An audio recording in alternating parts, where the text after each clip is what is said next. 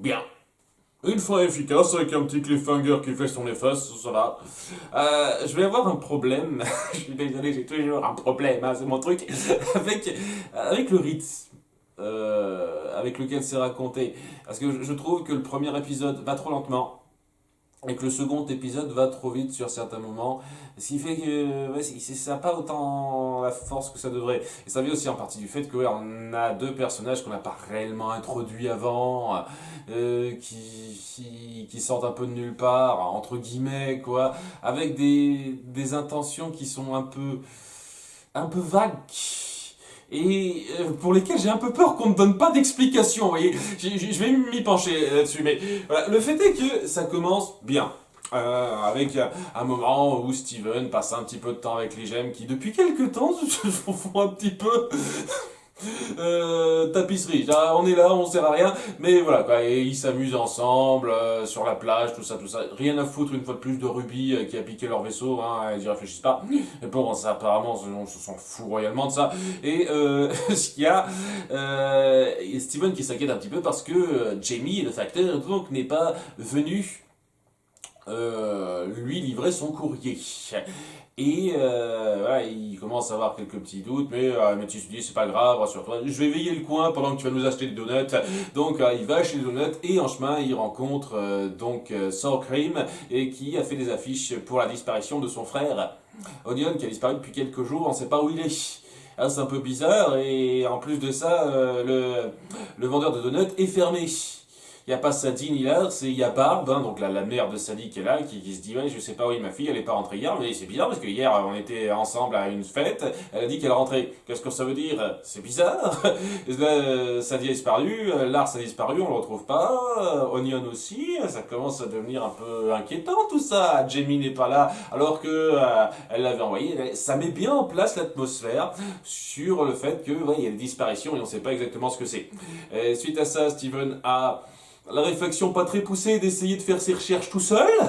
Alors que bon, à sa place, moi je me dirais, tiens, je vais essayer de prévenir les autres, mais bon, c'est pas grave, il le fait après, hein, c'est pas la fin du monde. Et il finit par tomber de façon totalement aléatoire, fortuite, sur donc une des deux gemmes qu'on a vu, qu'on a entreaperçu dans les deux épisodes précédents, qui est donc une toute petite gemme, toute trikiki, presque mignonne, hein, qui a une qui a sa gemme au niveau de l'œil qui donne une impression de larme, ça fait bizarre dans dans le design, mais oh, ok. Et donc ça lui donne un côté un peu mignon et lorsqu'elle demande es-tu mon père il se demande ce que ça veut dire. Et il dit non, je crois pas, et puis elle se barre, et donc c'est un peu bizarre, mais voilà quoi, Steven vient en parler un petit peu à tout le monde, quoi, aux trois autres gemmes et à Connie qui sont là de cette gemme qui est apparue, des disparitions qu'il y a, il y a certainement un lien. Enfin, même si pour l'instant, ils sont un petit peu concons sur les bords, ils se disent ouais, elle doit rechercher une sorte de père, de figure paternelle, ça doit pas être trop grave, elle doit être gentille, alors que bon, il fait pas la corrélation vraiment directe avec ça. Il décide de se séparer pour faire des recherches et ouais, il y a Steven qui discute avec Connie pendant des plombs sur ce que ça veut dire, tout ça, tout ça. Ce qui honnêtement n'avait pas grand chose à part rallonger l'épisode pour qu'il dure 10 minutes. Voilà quoi. Si c'était une gemme qui était tombée sur Terre et qui avait été recueillie par un milliardaire, tout ça, ok, c'est bien, oui. Vous tenez les 10 minutes, c'est cool. Et à un moment donné, donc, lorsqu'il recherche dans les bois, il y a Steven qui se bloque dans un tronc, histoire de faciliter un petit peu ce qui va venir par la suite. Parce que voilà, il a su entrer dedans, il ne sait pas en sortir, ça tombe mal. Et voilà, donc il y a la fameuse petite gemme en question qui apparaît. Une fois de plus, ça tombe bien. Est-ce qu'elle suit un petit peu le truc ou est-ce que c'est du gros comme par hasard? C'est un peu bizarre aussi le modus operandi ces trucs là quoi. Donc elle demande ah, es-tu mon père? Elle dit non, je suis Connie. Ah Connie, ah tu es Connie, ah viens Topaz, on l'a trouvé la Connie. Et ouais donc il y a une espèce de gros machin, de grosses gemmes bodybuildées qui arrivent et qui contient tout le personnage kidnappé à l'intérieur, dans des positions qui sont un peu bizarres parce que logiquement il y en a certains qui devraient mourir d'asphyxie. Mais j'imagine qu'à l'intérieur de la fusion de Topaz, parce que c'est deux Topaz qui ont fusionné ensemble, il y a de l'air. Voilà, on va dire que c'est pas un problème ça. Donc ouais, il y a donc cette fusion de topaz qui les attaque et qui se met à attaquer Connie, qui ne fait pas grand-chose. Voilà, elle ne sait pas trop se défendre. Voilà, les topazes elles défusionnent, elles se refusionnent pour l'absorber. Et ouais, ça va être un truc que j'ai pas mal à déplorer, surtout dans la deuxième moitié, c'est que nos gemmes sont mais totalement inaptes face à ces gemmes-là, quoi. C'est incroyable, si on les avait attaquées directement avec des gemmes comme ça, mais depuis des lustres, j'aurais dû tomber, hein. Je trouve ça assez dingue. J'en parlerai dans pas longtemps, ça. Mais bon, voilà, Connie se fait capturer et Steven se sent mal de ne pas avoir pu la sauver parce qu'il était bloqué dans son tronc. Et voilà, pour l'instant c'est cliffhanger. Et donc il vient de prévenir les autres gemmes qui se sont regroupés après. J'imagine qu'il les a appelés par téléphone, ce coup-ci il n'a pas attendu 1 heure pour le faire.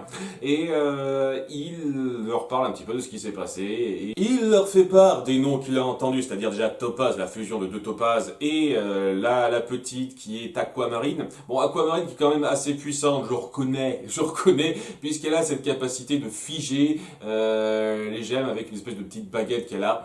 Et donc, ouais, il y a peur, les Garnet qui sont assez effrayés par ça, parce que, ouais, c'est assez grave. Il y a un métis qui dit, mais c'est quoi, on est censé avoir peur de ça? Oui, oui. Et ça a été cool de notre part de vous prévenir, mais c'est pas grave, hein, on fait au fur et à mesure, hein. Donc, ouais, quoi, c'est assez grave, et je me dis, waouh, vu comment elles vont être gérées par une simple Aquamarine toute seule, à peu de choses près, comment ils ont réussi à gagner la guerre avant, hein, j'ai envie de dire, quoi. Il y en a qu'une ou deux aquamarines qui existent en tout et pour tout, c'est un cas super rare. Parce que, sérieusement, je vous fais le topo rapidement, il y a Steven qui reçoit un mail de Connie, du portable de Connie, qui les indique un endroit. Et bon, l'endroit en question, elles ont été attendues, nos gemmes, par donc Aquamarine et Double Topaz, pour les prendre en guet-apens et leur dire, ah, dis-moi où est mon père, mon père. Et elle raconte rapidement ce qu'elle recherche. Alors, ce qu'elle recherche, en gros, c'est une liste de noms qu'elles ont entendu. Et cette liste de noms, c'est un retour sur un détail qui s'est passé dans la saison 1, hein, ça nous remonte à loin maintenant, où Steven a parlé pour la toute première fois à Péridot. Péridot, qui au passage, n'en a pas parlé, je reviendrai là-dessus. Bref, Steven a parlé à Péridot des gens avec qui il traîne, et donc il a fait une liste de gens, et c'est pile poil ceux qui sont capturés qui correspondent. Et j'ai quelques questions, je suis désolé, hein. Je suis désolé de faire chier le monde, hein. Mais c'est mon truc, hein, de réfléchir un petit peu à la logique d'un truc. Donc, d'une part, comment ils ont réussi à ne pas se faire voir? Mais vraiment, quoi, parce que ce qu'elle fait, Aquamarine, quand même, c'est se présenter aux gens et leur demander « Es-tu mon père ?» Et tu mon père, et tu mon père, et tu mon père, et le mec dit non, je suis truc plus, et personne n'a reporté ça. Personne s'est dit c'est bizarre, personne n'en a parlé à qui que ce soit, ça n'a fuité à aucun moment durant les quelques jours où ça a commencé. Parce qu'à nouveau, hein, l'épisode Iconion, il date d'il y a quelques jours, quoi. Donc, personne n'a remarqué ça avant, quoi. Alors qu'elles ont pas l'air d'être super discrètes non plus dans leur approche. Ok. Ça m'avait paru plus discret quand on les avait montrés en nombre la première fois, mais ça avait pas trop l'air d'être trop discret, d'être si discret que ça quand on voit ce qui se passe dans l'épisode 24. Mais bon, déjà ça, et surtout, j'espère vraiment, et je sais à 95% qu'il n'y aura pas de réponse positive à ça, qu'on nous expliquera pourquoi exactement ils veulent se charger de ce groupe précis. Parce que voilà quoi, elles ont entendu des noms dans ce groupe par Steven qui a parlé à Péridot. Ok, très bien. Pourquoi? Et pourquoi elles veulent capturer ces 5 personnes-là particulièrement, autre que, si on a dit ces noms rapidement. Et quelle est la logique derrière? C'est les Yellow Diamond qui a donné cet ordre-là. Et si vous pouvez, j'espère qu'on expliquera la raison à ça. Autre que, on a donné des noms, alors capturez-les. Parce que désolé, mais c'est un peu foireux comme explication si c'est seulement ça. Vous m'excuserez. Donc, La raison pour laquelle je suis un peu perplexe par rapport à ça, c'est que on va partir sur quelque chose de différent à la toute fin de l'épisode. Donc j'ai le sentiment qu'on va balayer ça d'un revers de la main et ne pas donner d'explication. Et ça me ferait chier. Donc voilà, peut-être que ça me donnera tort, c'est tout ce que j'espère, mais j'ai cette petite inquiétude. Je vous cache pas, cette petite inquiétude. Parce que voilà, avoir une liste de noms comme ça ne justifie pas pourquoi on voudrait les capturer particulièrement. À part pour faire chier Steven. Et pourquoi Peridot n'en a pas parlé à Steven s'il a rapporté ses noms à Yellow Diamond et que Yellow Diamond serait partant pour faire ce genre d'opération, quoi. Je comprends pas, quoi. Il y a tellement de trucs qui sont pas clairs et si à nouveau je suis peut-être mauvaise langue, peut-être qu'on aura une explication à ça et à ce moment-là je me plains pour rien. Une fois de plus, les explications on les donne rarement, hein. C'est pour ça que j'ai quelques petits doutes quand même. Quelques petits doutes. Enfin bref, voilà. Le problème le plus important que j'ai pour l'instant avec ça, c'est que ouais, nos gemmes se font laminer comme des merdes. Et bon, je dis ça, c'est même pas vraiment ça, c'est-à-dire qu'elles essayent d'attaquer un petit peu, et puis il y a Aquamarine qui les envoie valdinguer facilement. La topaz boostée et surtout Aquamarine les envoie bouler, mais super facilement. Et voilà, il suffit de 3 fois rien, quoi, pour que ça soit considéré comme nos persos qui baissent les bras. Et c'est ce que je vais trouver vraiment de rusher dans l'épisode, c'est cette façon de juger que le combat est perdu, après avoir essayé pas grand chose en fait. Et ça donne l'impression que, ouais, quoi, Aquamarine est tellement puissante qu'elle peut gérer nos 3 gemmes principales à elle seule. Encore que la première fois, c'est un peu justifié par le fait que, quand même, je reconnais, oui, je vais pas être trop mauvaise langue, oui, ils menacent de tuer un des otages. Donc c'est pour ça que oui, ils ont un petit peu les pieds froids pour les attaquer à ce moment-là. Et voilà, c'est là que Steven se chargera de ça pour l'instant en disant ouais vous recherchez mon père, je suis mon père comme vous dites. Parce que voilà, oui, elles comprennent pas le principe. Pas mon père, c'est le nom d'une personne, c'est pas une nomination ou quoi que ce soit. Et donc voilà, il essaye de les renseigner là-dessus. Il y a Aquamarine qui se dit ouais, il ment peut-être, mais on s'en fout. C'est une mission à remplir, merde. J'ai envie de faire ça au plus vite. Et donc ouais, alors que nos 3 gemmes restent bêtement sur place une fois de plus, en essayant rien de plus. Et ils sont emmenés à l'intérieur du vaisseau qui s'apprête à partir. Mais c'est là que Steven, après un peu de concentration un peu poussée, finit par créer une espèce de super bulle et qui fait diffusionner les topazes de l'intérieur. C'est puissant ce truc-là. Et donc c'est le combat à l'intérieur du vaisseau qui est pas palpitant honnêtement, c'est esquive, rapide, on se met dans un coin, tout ça, on pourrait faire beaucoup mieux en fait, vraiment. Ouais, mais bon, quoi, il y a Aquamarine qui laisse Topaz, les 2 Topaz faire le boulot. À un moment donné, on aura un moment qui est intéressant s'il est bien repris par la suite, où il y a Sadie qui se fait un tout petit peu capturer par un Topaz, elle appelle Lars à l'aide, mais Lars il est trop paralysé par la peur pour l'aider et il se barre, se cache.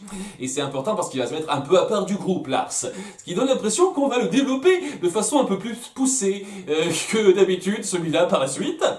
Et ouais, quoi, elle finit par être sauvée, Sadie, par Connie. Connie propose à Steven de fusionner, mais il est trop préoccupé parce que à cause de moi, on s'attaque à mes amis et j'espère que c'est pas juste ça, quoi. Genre, Steven il a donné des noms, on les attaque parce que on va lui faire mal. J'espère que c'est pas juste une excuse à la con comme ça, une fois de plus, quoi. Si c'est ça que vous me donnez en commentaire comme justification, bah c'est de la justification facile et pourrie. Voilà, je veux une justification qui se tient un petit peu, s'il vous plaît, s'il vous plaît. Donc, ouais, il y a donc notre groupe qui finit par ouvrir la porte et essayer de se jeter à l'eau en étant un peu aidé par Alexandrite parce que voilà, nos 3 gemmes finissent enfin par intervenir un petit peu. Elles sont restées sur le banc de touche pendant 3 minutes en attendant de voir, histoire de dire. Et à la fin, elles se sont dit, tiens, on va peut-être un peu participer à l'action, ce serait cool qu'on essaye un tout petit peu. Et quand j'ai un tout petit peu, c'est un tout petit peu parce que voilà.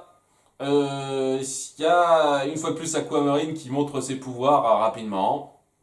Et ça suffit à considérer que c'est râpé et tout, et puis Steven finit par prendre sa grande décision super grave qui va lancer le cliffhanger de fin, comme quoi, je sais que tu cherches quelque chose de plus important que les 5 noms, tout ça, et je sais que tu recherches la leader de la résistance, celle qui a brisé Pink Diamond, et ben c'est moi, je suis ma mère, je suis Rose Quartz, et oui, c'est plus important que de capturer les autres, et donc elle les laisse sur place en emmenant Steven, tandis que les autres restent dans l'eau en essayant rien.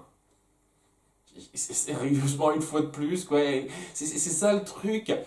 Ce passage aurait été excellent et énormément fort en tension et en signification si on avait montré nos gemmes vraiment essayer de se battre à fond pendant un moment important, un moment appréciable. Mais là non, quoi. Ils se font zapper rapidement avec une espèce de coup de baguette magique d'Aquamarine et puis on est censé croire que c'est la fin, qu'il y a rien à faire. À ce stade! Putain, Aquamarine elle est cheatée à ce point-là, merde! Je suis désolé, mais c'est un peu facile de nous sortir un nouveau personnage comme ça, qui est aussi puissant, qui défonce à ce point toutes nos gemmes. Et le truc, c'est que c'est même pas montré de façon notable, quoi. On essaye même pas de montrer nos gemmes, justement, se battre jusqu'au bout. Ce qui fait que, voilà, la décision de Steven, je suis désolé, mais il y a peut-être moyen d'essayer quelque chose d'autre avant d'en venir à ça, merde! Putain! Mais bon voilà, quoi, il finit par se sacrifier, partir en disant au revoir à tout le monde, je vous aime, tout ça, alors qu'elles n'ont pas de moyens de partir à sa poursuite ce coup-ci, parce que on rappelle quand même rapidement dans l'épisode qu'elles n'ont plus de vaisseau. C'est à ça que ça a servi la traîtrise de Ruby, juste pour dire maintenant on n'a plus de vaisseau. Donc voilà ce cliffhanger de fin où il est emporté sous les yeux médusés de nos héroïnes qui ne peuvent rien y faire alors qu'elles pourraient essayer de faire quelque chose, mais merde, c'est bien. J'aime beaucoup l'idée, la tension dramatique est un peu là, mais c'est pas superbement bien amené. La mise en scène aurait pu faire beaucoup plus d'efforts pour donner plus de poids, plus d'impact à ce que ça représente. C'est ça le truc. Voilà, c'est dommage parce que j'aime beaucoup l'idée, j'aime beaucoup où ça va, j'aime beaucoup la considération psychologique de Steven, quoi, dans le fait qu'il se sente coupable de ce qui arrive et veut un peu racheter ses fautes en se sacrifiant. C'est très joli, ça passe bien, mais oui, il y a tellement de considérations, de moments qui vont trop vite. Dans ce deuxième épisode, alors qu'à côté de ça, dans le premier épisode, on a fait durer un petit peu trop la chose pour ce qu'elle signifiait, alors qu'on aurait pu, je trouve, facilement réduire de quelque chose comme 3-4 minutes ce qui est raconté dans l'épisode 24 et voilà, passer ces 3-4 minutes à montrer plus de combats qui justifieraient davantage ce dernier recours de la part de Steven. Et je pense que cet épisode aurait grandement gagné en rythme et en impact. Malheureusement, il y a ce problème-là. Voilà, ça me gêne pas mal. Et puis bon, oui, il y a la réflexion derrière une fois de plus. Hein, et voilà, je sais que j'étais méchant sur le fait que nos héroïnes n'étaient pas super bien réfléchies. C'est cumulatif, je vous cache pas. C'est cumulatif. Et oui, il faut que je m'y fasse. Ouais. Voilà, on n'a pas toujours des personnages ultra réfléchis tout le temps. Mais je dois avouer que pour des personnages qui ont autant de bouteilles que ça, à plus de 5000 une fois de plus, à faire des erreurs aussi grossières à ce niveau-là, c'est gênant. Surtout de la part de Garnet qui est censé voir venir pas mal de trucs, quoi. Donc, oui, c'est un truc gênant, mais c'est un épisode parmi tant d'autres qui l'affiche, ça. Le problème, ouais, que j'aurais vraiment à regretter et reprocher là-dedans, c'est sa gestion du rythme. Et comment le combat est un petit peu trop facile à la fin. Donc, et ça vient du rythme, en gros ça. Cela dit, oui, ça promet beaucoup de choses bien. C'est pour ça que ouais, je rate quand même un dernier goût positif de cette saison 4, hein, qui reste la plus faible pour moi. Sincèrement, en termes de ratio, bon épisode passable, voire perte de temps, ou mal écrit même, il y en a qui sont mal écrits, c'est le pire ratio qu'on ait eu. Hein.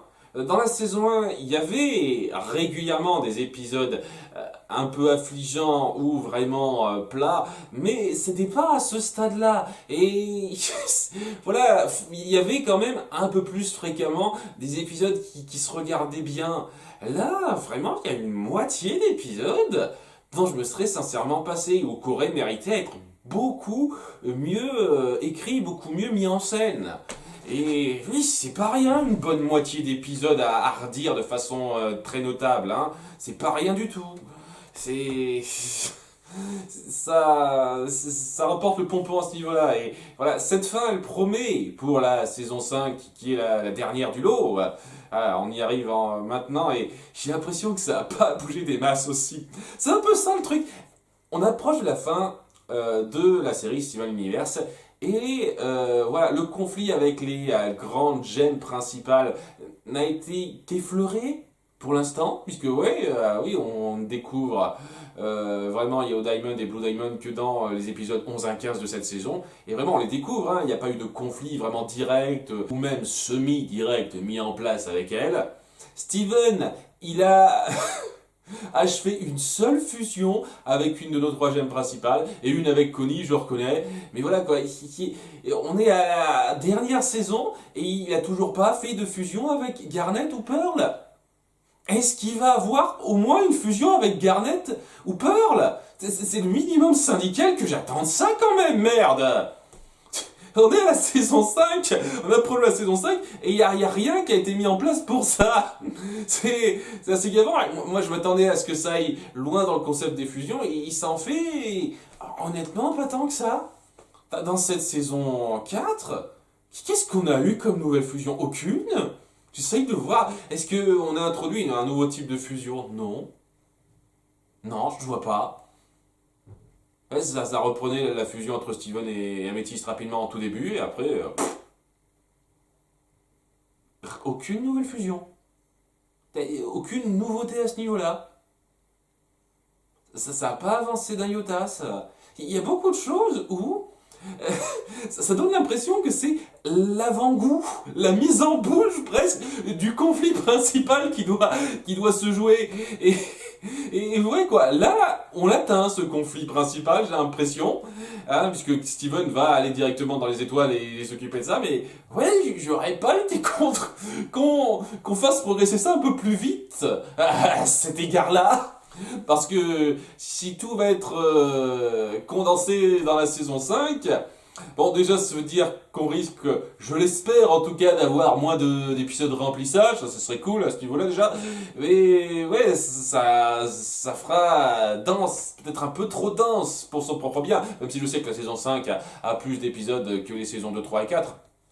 Mais voilà, j'ai quelques craintes à ce niveau-là.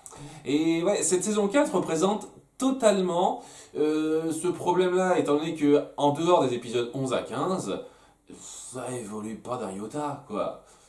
Et bien entendu l'épisode final, évidemment, mais en dehors de l'épisode 11 à 15 et l'épisode final, ça n'a pas évolué d'un iota. Je veux dire, c'est l'épisode sur Ruby, Navi, Nombril, comme on dit en français, j'ai l'impression que c'est juste une excuse pour dire on n'a plus de vaisseau maintenant, quoi. Vu comme c'est montré maintenant, c'est un peu la seule excuse qu'on a. C'est vrai, on a à à peine mis en avant Péridote et Lazuli, et c'est souvent pour des trucs sans importance.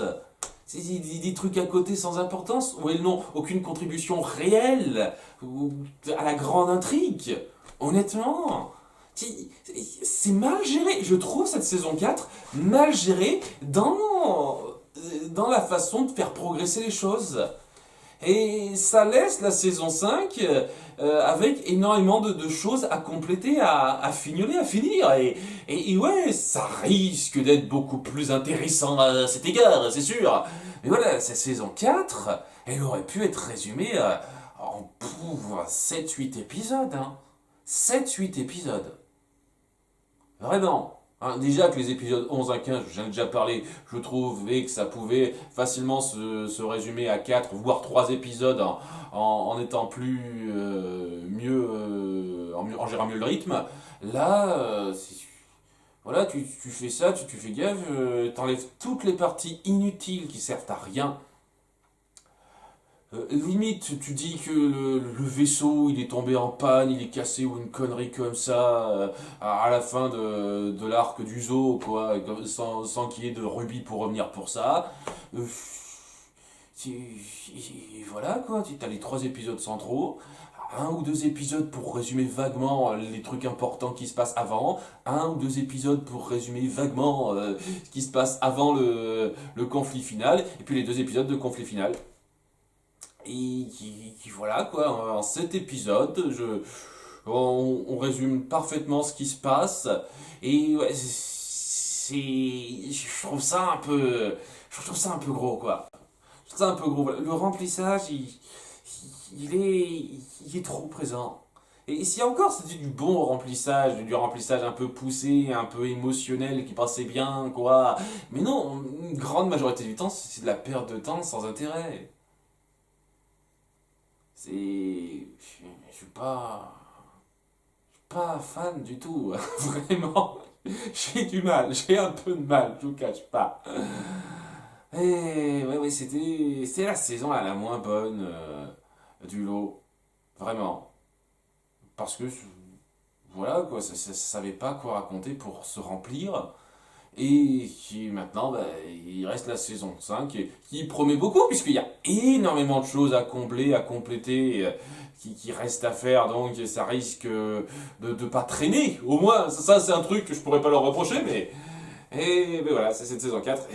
En tout cas, ouais, ce que j'attends de la saison 5, c'est beaucoup de choses en fait. Hein, parce que là, une fois de plus, ce double épisode final, même si j'ai des choses à redire sur le rythme, la mise en scène, ça promet beaucoup de choses par la suite. Parce que voilà, Steven est éloigné des siens, avec Lars. Donc Lars risque d'avoir un rôle important où il surmontera peut-être sa peur et il finira enfin par montrer qui est lui-même sans avoir à se donner un rôle renfermé comme ça. C'est pas trop tôt, hein. Peut-être que cette épreuve qu'il va vivre avec Steven permettra de le faire grandir et ça pourrait le rendre plus intéressant, ce serait cool. Mais il y a beaucoup de choses qui peuvent promettre dans cette configuration que vous mettez en place. Et je suis assez impatient de voir comment vous allez gérer ça. Et tout ce que j'espère, une fois de plus, c'est que ça ne me décevra pas, comme cette saison 4 m'a déçu. On verra ce qui se passe. À bientôt pour le début de la saison 5. Bye!